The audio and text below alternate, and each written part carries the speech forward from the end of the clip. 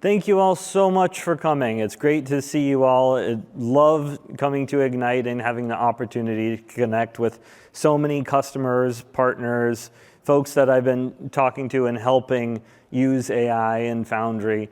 I always get an opportunity to get connected with customers using Foundry from a wide variety of different verticals, market segments. It's just really, I love the energy here. Thank you all so much for coming. We see that many customers using AI Foundry to achieve real-world return on investment using the power of AI in so many different ways. And I'm always just really humbled by the opportunity to help you all achieve that return on investment as well. Today, we're going to talk about some unique capabilities in Foundry that are going to help you leverage the power of agentic AI, leveraging the power of custom models, and maximize that return on investment in several ways. But in order to do that, the first thing that customers have to do is overcome that hurdle of taking a prototype and getting it into production. We see day in and day out companies leveraging the power of innovation in the ecosystem to get a prototype out there, share ideas, and get really excited about what AI can do. And it is just incredible how fast people can move these days. But to go from that initial idea and that initial aha moment to going to production can take a lot of time and energy. And we're going to show you how to reduce that time and make sure that you're maximizing the impact that you can have in the real world. Customers are increasingly spending more money on the production environment using the power of AI. These funds are coming from real-world production application budgets, and executives expect real-world results. But what you know and what I know is that AI sometimes requires experimentation. It's not always deterministic. And so it is sometimes exciting to see those initial results. But once you deploy it, you maybe have another type of aha moment where it's like, hey, that was working really well for this one use case, but it's maybe not working so well for another use case. And debugging AI isn't like debugging other types of applications. So we're going to show you today how to take that aha moment and learn how to debug, iterate, and improve the quality of your AI in the context of an agent using the power of Foundry. Foundry is comprised of many value-added services that comprise into a complete platform that enables not only machine learning, but leveraging the power of pre-built models, incorporating knowledge and IQ from a wide variety of different data sources across your data estate, orchestrating all of this, powered by deep observability to monitor how well things are actually performing, and layer trust and governance on top of all of that so that you actually know what's going awry and prevent it from happening to make sure that the entire solution works seamlessly.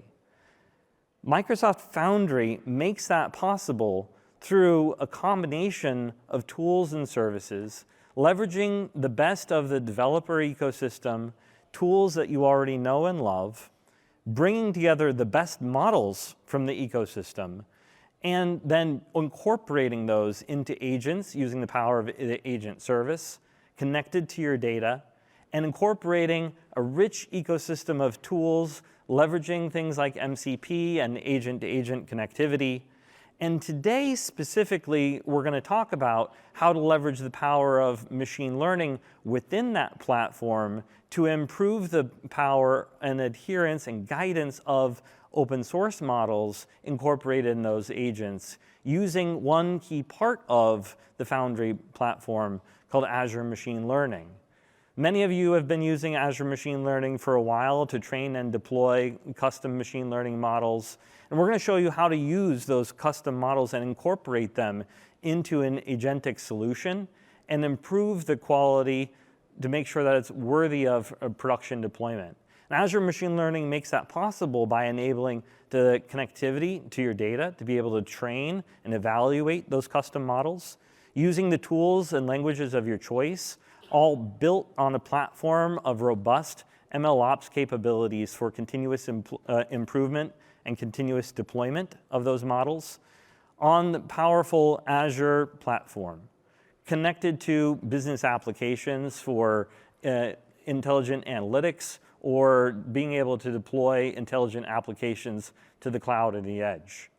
Now, within that Azure platform, where we're running powerful GPUs and CPUs to power all of this, one of the key enablers of innovation in the open source ecosystem has been Kubernetes.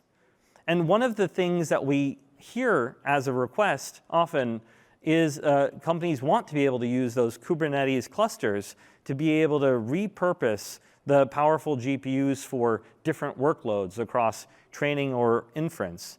And up till now, Azure Machine Learning has been leveraging our own GPU auto-scaling capabilities for training and deploying machine learning models. And customers have asked us, can you enable me to bring my own Kubernetes cluster and attach that to Azure ML so that I can reuse the existing GPU quota that I have within my trusted IT lockdown secure Kubernetes platform? And I'm happy to announce today that we now have a preview that enables doing precisely that. So you can control the training and deployment of those AI models in your Kubernetes clusters powered by Azure Kubernetes Services. So this is really, really exciting, but I'm going to show you how to actually leverage the power of the GPUs in those Kubernetes clusters to achieve real-world value. And one of the key ways that we see that increasingly important, especially for smaller open source models, is fine-tuning. Now, there are many, many ways to enable using the power of AI to achieve your specific outcome. Oftentimes, when building a prototype, people start with prompt engineering. And that makes sense. It's really easy to get started. You can see value in minutes. And also, sometimes it can be a little bit frustrating because sometimes new versions of the model that you're depending on roll out without you even being aware of it. And your prompts may interact with that model in ways that you didn't expect. It's also very hard to control things like tool calling and function calling within the context of a model with just prompt engineering. But by leveraging the power of fine-tuning, you can actually control the behavior of the model.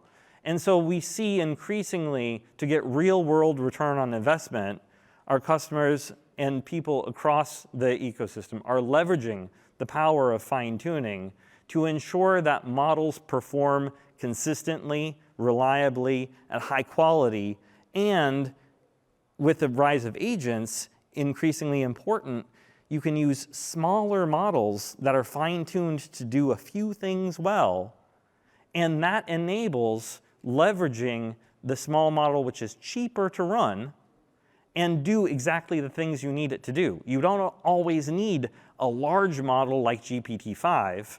Sometimes you can get away with, and it may be better to use small language models like Qwen. And so we're going to show you today how to improve the performance of these open source models like Qwen, leveraging the power of Foundry to do fine-tuning to improve leveraging those models in agents. So with that, I'm going to ask the Accenture folks to come on stage and show you how they leverage the power of the Azure stack to do fine-tuning to achieve real-world value. Wei?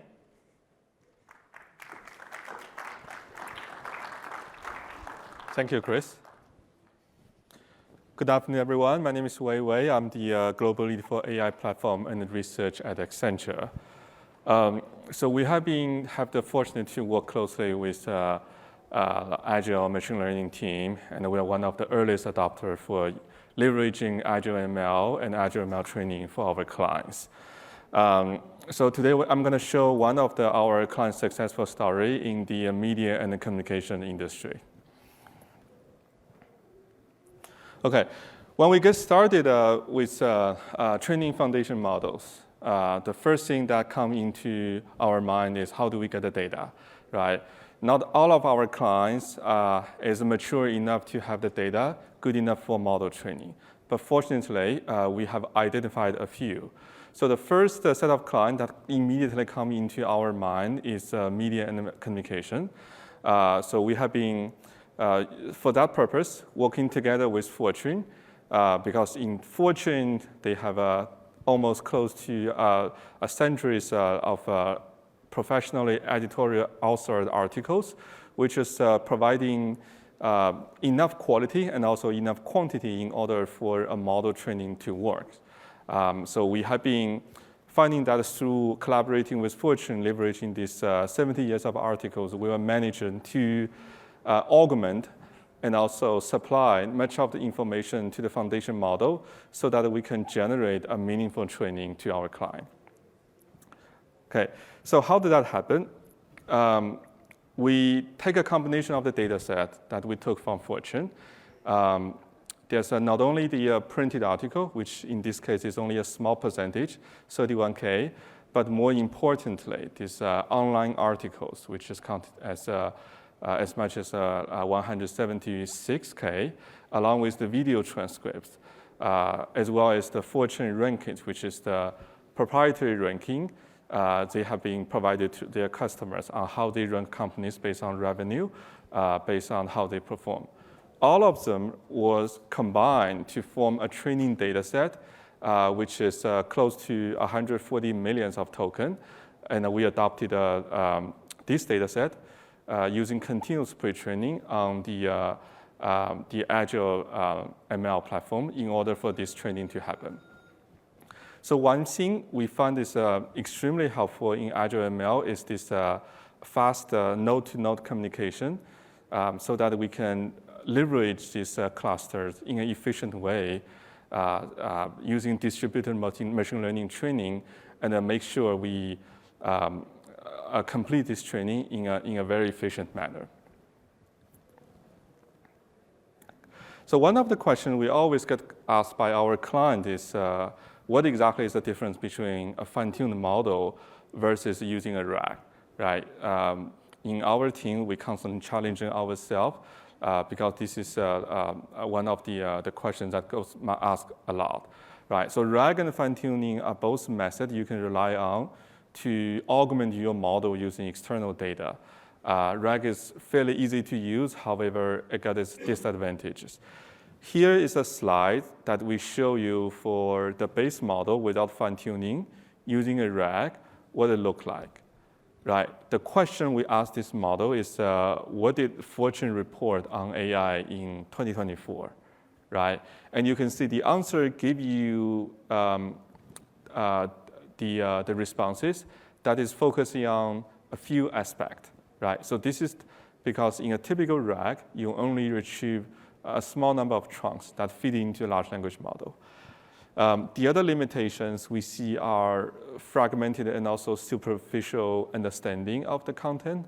It often give you the fact, but without getting very deep into what they are, as well as some of the adaptability limitations, meaning that it's often difficult to tweak how the information is presented because those presentation layer is deeply restricted by how the models got instruction fine-tuned. Right. So those are some of the limitations specifically we see on Fortune's case about the base model. In the next slide, we're going to show you how a fine-tuned model can remedy those limitations. Here you see the same question we asked the fine-tuned model. What did Fortune report on AI in 2024, right? It gives you, first of all, a wide range of topics. A series of events happened in 2024, as opposed to just a few shallow ones, right? I think you see AI in photography, you see Microsoft in the G42, right? On top of that, the format and how this information got presented can be strictly controlled by the business owner. So we worked with the Fortune business owner to determine this layout and format using basically several paragraphs, each of the paragraph containing one storyline is eventually the format they want to present, right? So we tweak the model by tweaking the instruction fine-tuning data along with our pre-training data so that the fine-tuned model executes the exact behavior that our clients want. So this shows you the benefit of a model fine-tuning compared to the base model. We organized our findings into an archive paper. You can check online. It's titled Harnessing Business and Media Insight Using Large Language Model, which we presented much of the technical detail along with how the data set is prepared and some of the technical techniques we use when training our model.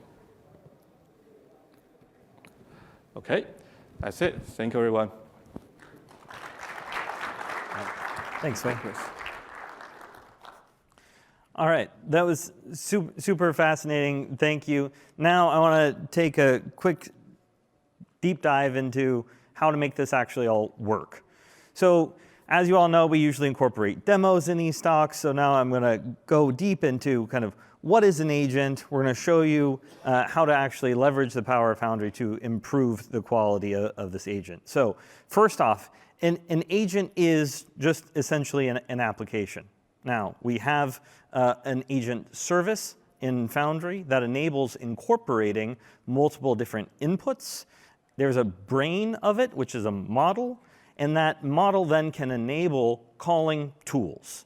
Now, the agent service enables incorporating one or many tools into that agent, which then can effectively execute calls out to other services.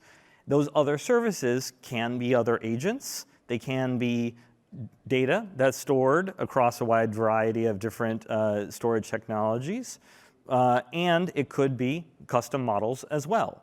So the brain of the agent can make a decision as to when and how to call another model that is informed by the fine-tuning on how to perform specific tasks. So in this particular case, we're going to show you how to leverage the agent service to build a financial analyst agent. Now, most models out there don't inherently understand industry domains. No matter how simple or complex they are, you've got to teach them how to learn and how to perform specific actions. So in this particular case, we're going to build an agent that is designed to be able to do financial analysis by connecting to external data sources, leveraging the capabilities of RAG, and then also perform financial reasoning capabilities. Reasoning is just a fancy way of saying being able to think about it and being able to make a plan and do some sort of analysis in this case. So I'm going to show you this agent that we built, just a simple web UI that we built using the Foundry agent service. You can imagine here that this is connected to multiple individual tools. Just to visualize this, now there are 3 tools in the context of this agent. The first is the file search tool, and that enables connecting to, interpreting documents like companies' 10K documents. Leverages the code interpreter tool, which is something that enables generating and executing code. In this particular case, to create visualizations to interpret the financial data. And it calls the 𝗀 model. This is a small 7 billion parameter model that's an open source model, very cheap to run compared to many of those out there, very fast. And it performs some reasoning capabilities pretty well. It's able to think about complex things, but it's not been taught to interact with or interpret financial data specifically. Now, in the context of this file search tool, the 10K documents that it's connecting to and reasoning over, there's nothing deep, dark magic here. Standard 10K document, it talks about the different business segments of Contoso, the financial performance year over year, that sort of thing. And pre-canned some questions for the purposes of this demo to be able to test whether this agent is actually performing well. And I just want to understand, like in terms of basis points, the profit margin change year over year. It's a fairly standard financial analysis sort of question. I just want to know how is the company doing. Now, first off, we can see that this is invoking some tool calls, and we can see the chain of thought reasoning processes in here. So we can see that it's like, okay, I want to calculate the change in the total operating margin. Yep, that's a great idea. It looks at the 2024 data, the 2025 data, and it comes up with kind of a plan to go and execute how to calculate the basis points change. We can see that it changed a little bit from 26% to 25.68%. So there's a decrease. But as I'm reading this, I can see that this decrease of 320 basis points is actually incorrect. Like the numbers, it found the numbers right, but how to think about turning those numbers into basis points, it calculated this incorrectly. It should have been 32 basis points based on my knowledge. So I want to go through and debug this and figure out what went wrong here. As we know, sometimes AI gets it right, sometimes it gets it wrong. And by fine-tuning the model to deeply understand financial analyses, then we can improve not only its ability to call the right tools, but do the calculations properly to achieve the right outcome. And so to achieve that, I'm going to have Vijay come up here and teach us how to use reinforcement learning to teach the model how to perform well so we can get the right outcome. Thank you, Chris. All right.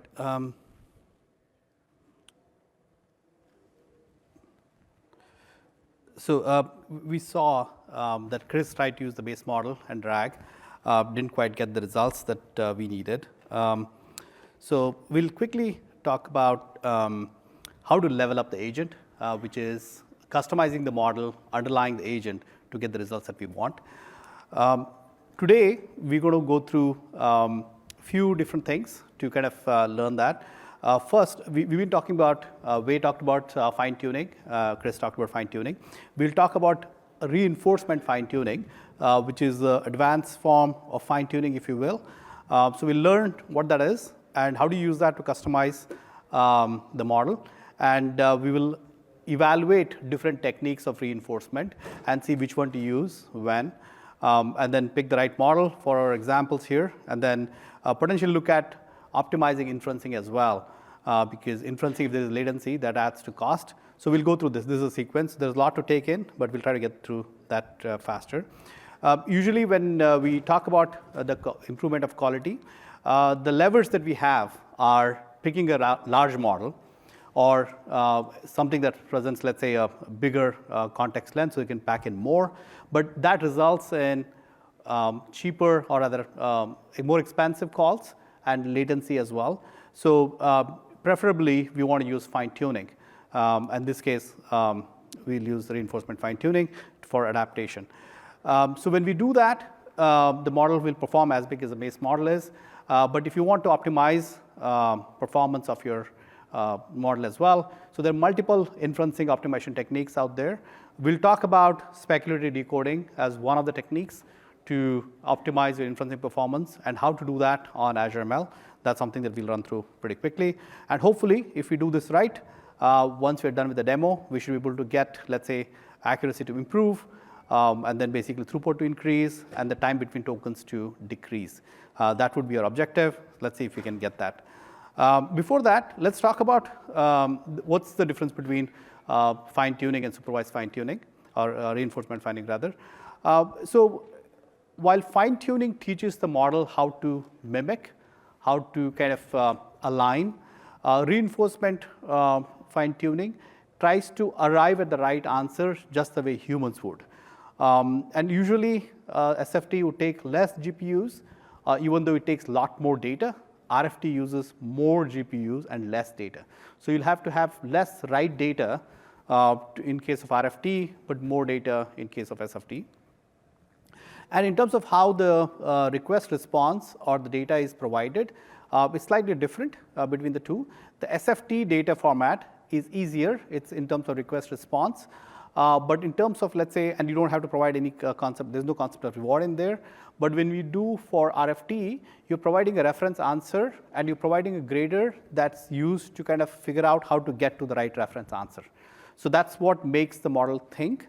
And that's pretty much important, especially with reasoning models, because the reasoning models kind of have a lot of ways of getting to an answer, and then trying to figure out how to align the model will be helpful.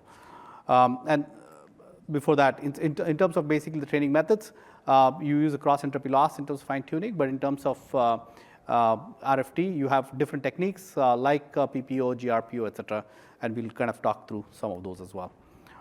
So when do you choose one versus the other? So basically, if you look at out-of-domain data sets, the RFT generalizes better. So if you have the data which kind of is not in the training distribution, RFT does better. It is used to kind of do multiple tasks. That's better aligned with RFT, because when you're doing agents and tool calling, you don't necessarily have single task agents. You have multitask agents, and each of them are slightly varying from each other. So it's a little bit more complex, and you want to get all of those turned right. Something like that, RFT is better suited for. And basically, in terms of reasoning and the orchestration, again, RFT is better because you could teach how to do it, how to kind of mimic the human behavior better. As we talked, the number of data you need to come up with is lesser, probably orders magnitude lesser. So that's an advantage as well. So if you want to understand how it works, basically the model produces multiple samples. So especially like reasoning, which has a longer chain of thought and basically has like multiple variations.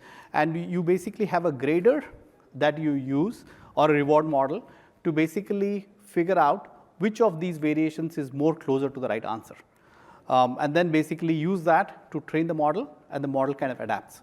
So that's roughly the principle of what an RFT is doing, or reinforcement fine-tuning is doing. So now, when you look at RFT under the hood a little bit more closely, so there are multiple roles, or we call actors. One is the sampler, which basically is taking the data set that you provided, and it's creating multiple samples out of that.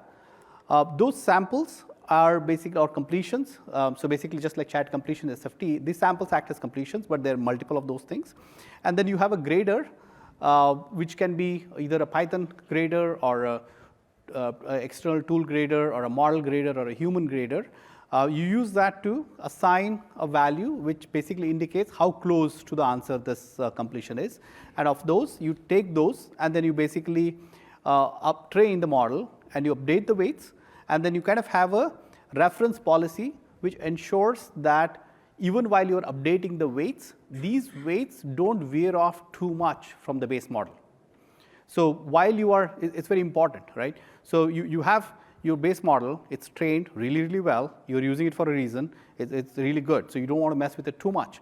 You just want to teach it just enough to basically get your tool calling right. And then the reference policy like KL divergence, et cetera, is basically making sure that it's not veering off too far. So that's basically how RFT works. And getting the data right is a complex part of it. Getting the graders right is a complex part of it. And that's where most people trip. And we want to basically help people get there better. And that's the area of investment that we are doing. And within RL, there are two broad categories. One is called synchronous RL, or the other one is called asynchronous RL, which is pretty similar to the previous one that we talked about. In synchronous RL, you're waiting for, this is happening in sequence, you're waiting for the samples, all of them together, to be graded, trained, weights updated, and then it's sequenced. So which basically means that this is going to take a little longer. Async RL is used for when you have a lot of hardware, if you basically want to go fast, and if you use like a lot of data, and you want to get some richer tasks, you basically can do all of the sampling and grading and training in parallel.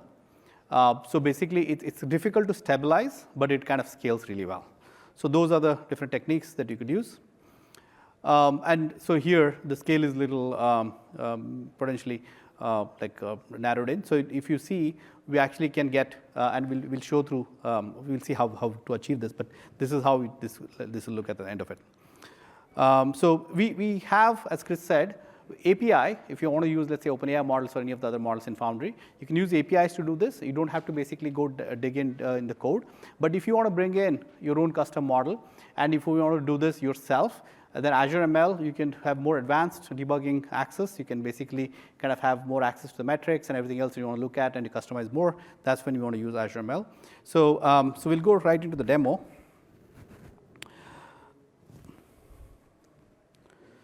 So everything that we're going to look at today, it's going to be a lot. We're going to go through quickly.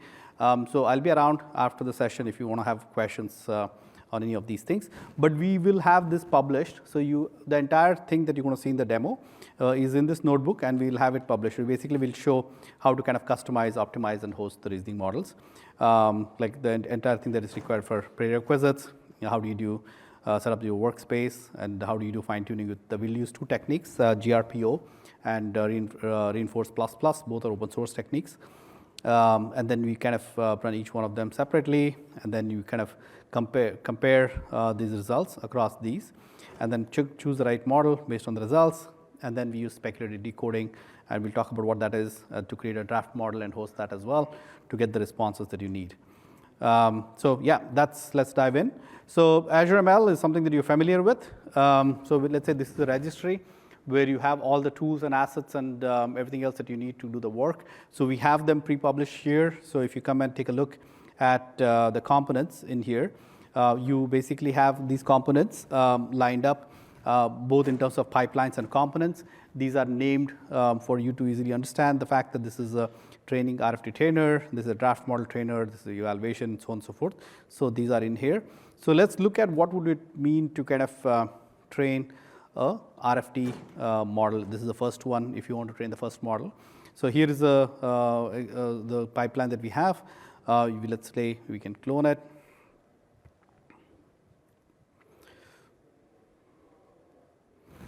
And as we spoke, there are multiple algorithms that you could use.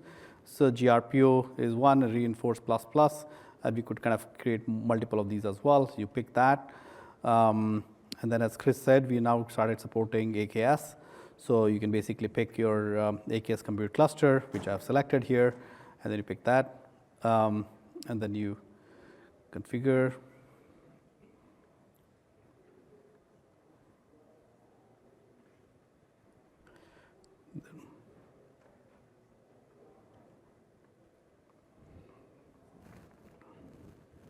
Okay, this job is submitted. This usually takes several hours across all of these things, so we kind of done some of those things beforehand. So these are some things that I was playing with. These are some of the jobs that we had run. So let's say if you were to pick one of these models, and then one of the pipelines that we have previously trained, you look at this, and you look at your metrics, and you see that it's the model accuracy is kind of increasing, which is a good thing. It's converging, and then this basically shows kind of all your sampling and while the training, how it's converging. So it's again a good thing. So so similarly in the same pipeline, we could go back and so we did one for one technique. You can literally do the same thing again, like in the different, if you go back and then do it again for the different model, different technique rather, reinforce plus plus, you can do that. Once you do that, now you come in here, and then you basically pick the model evaluation pipeline, so which basically helps you figure out. So this is the one that we have. So let's say we look at this model evaluation pipeline. So here you look at the metrics. We pick the view that we want. Sorry.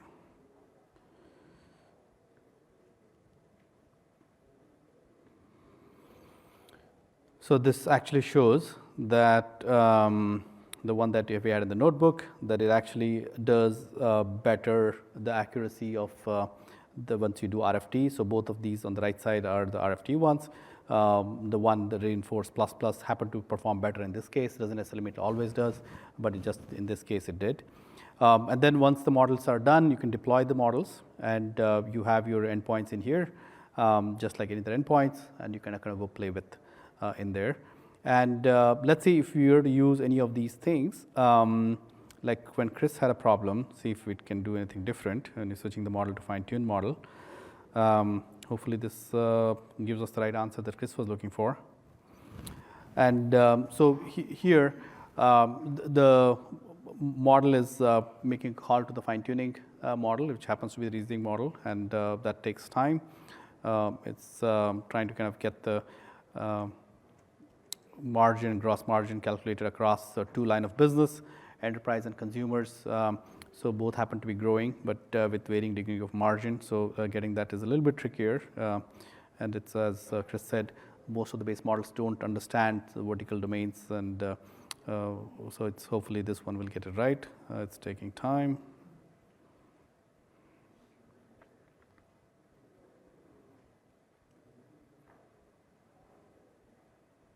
Hopefully it'll give it.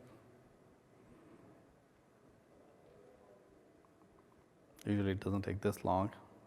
Okay, we'll come back to it. Hopefully this, I know it gets the right answer. So we'll, I don't know what's going on here. So now let's look at the components. If you want to basically go back and look at the speculative decoding one. So like before we go into speculative decoding, okay, let's go back to the what speculative decoding is. I'll come back to this demo again. So in terms of speculative decoding, speculative decoding is a way of optimizing your inference performance. So when you have your large model, so that's one of the techniques. So we just talk about each one of the techniques here. Quantization is basically you take, let's say, if you have a model which is 64-bit, you basically convert to a 4-bit, and that basically it's a reduced accuracy. The weights are kind of normalized to a lower size. That kind of gives you better performance. So that's one, quantization is one technique. Distillation is, again, you take a larger model, you distill the knowledge into a smaller model. That's a different technique. And then you have adaptive batching. This is where you can basically, because you do matrix multiplication, where you have a lot of GPU underutilized. So adaptive batching helps with that. So in speculative decoding, what exactly we're doing here is we're training a draft model using a technique called Eagle V3, where you're actually teaching the model to kind of speculate faster, and then having the larger model pick the tokens, so that if you pick the right tokens faster with the smaller models, and the larger model happens to verify that pick it, you can get sometimes twice or 4x growth latency improvements with speculative decoding. So like the way it works is, so if you basically have large models are basically doing longer passes, forward passes, to generate one token. The smaller models sometimes 5x, 10x faster, and they can get through a lot more tokens faster through cheaper passes. So when you have all of these passes generated, all the tokens, let's say you get one token to the large model, the draft model generates, let's say, 5 tokens. The large model gets to evaluate all of that in one pass and either get to pick all of the 5 tokens it generated, or the first 2, or the first 3, or the first 4.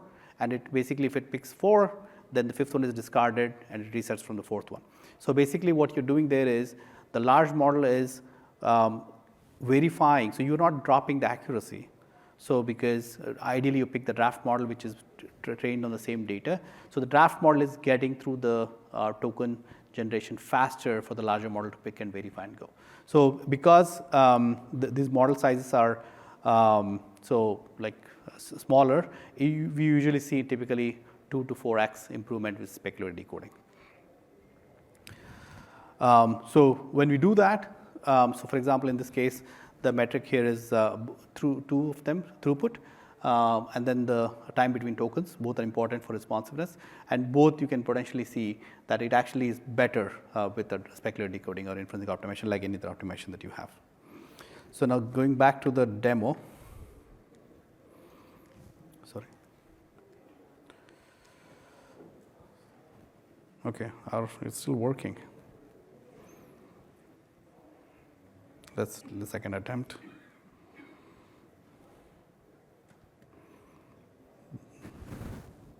Okay, while it is thinking, we'll come back and look at, okay, this is better this time, okay.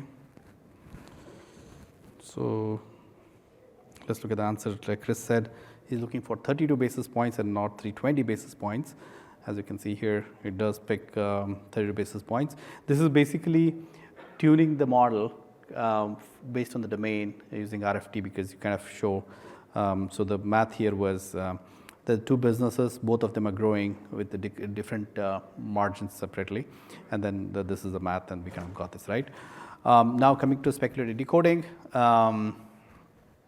So let's say here, again, this is going back to the same notebook that we have and the same components that we had here. Okay, so let's look at the components. So we have a components here to train the draft model. If you look at the anatomy of the draft model, you're picking up the larger models and the two data sets that you are picking here. And then if you want to basically see how it's performing, the draft model basically again.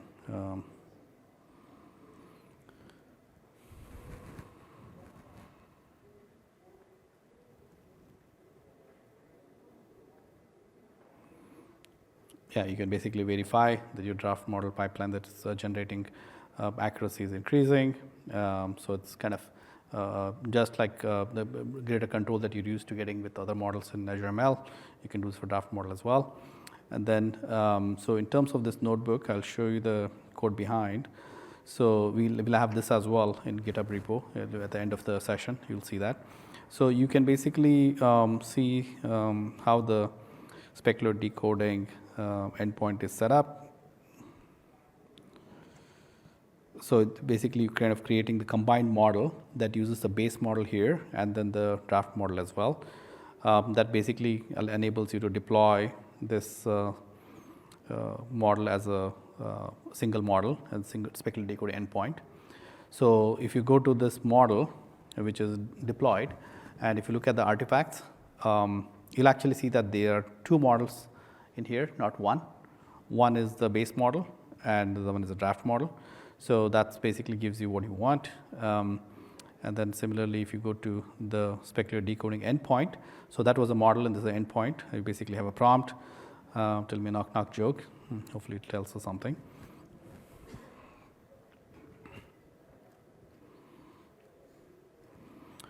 It's hopefully it's faster as you could make out.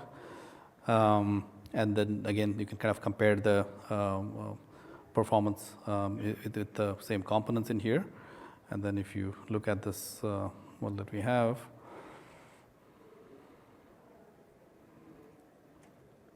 if comparing the benchmarks of speculative decoding across the base model and base was a draft model, you see that the throughput is better and time between tokens is also better. So that's the demo for you. So all these are present in Azure ML. So you could come in, bring any of your models and try it out. And switching back to our Chris, do you want to take over and then conclude? Absolutely. Thanks, Vijay.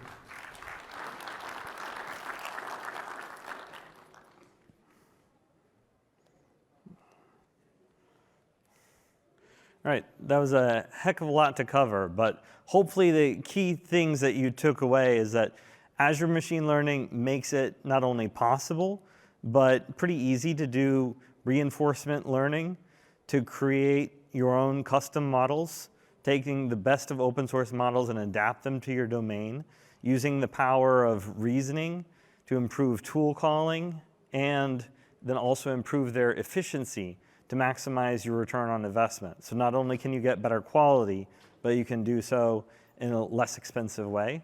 Now, I want you to make sure and grab a screenshot of these. We've got links to not only the GitHub repos that have all the examples that we just walked through, but also details on how to sign up for our preview to be able to connect to your AKS clusters through Azure Machine Learning to be able to leverage your powerful compute infrastructure in Azure.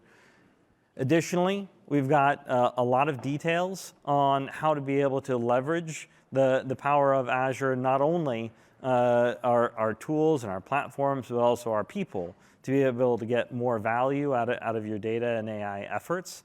So please follow up with the Azure Accelerate program. And we have a lot of useful links on how to learn more about everything we just talked about today, and in all of the other sessions, of course, as well. There are a couple of sessions that I want to call out specifically to learn more about the things that we've been announcing today in Azure Microsoft Foundry. Specifically, if you want to be able to leverage the most powerful OpenAI models in the context of Microsoft Foundry and be able to use simple UI, API, and SDK experiences to be able to customize those models, we have some really exciting new announcements in our fine-tuning session so you can learn how to customize the proprietary models that are available as well as the open source models in Foundry. That's happening later this week. And so you can learn how to do everything we just did the easy way, powered by Foundry. We covered the hard way today. So when you go in, you go to that session, you'll really appreciate just how easy it can be when we just add the buttons to click in the UI.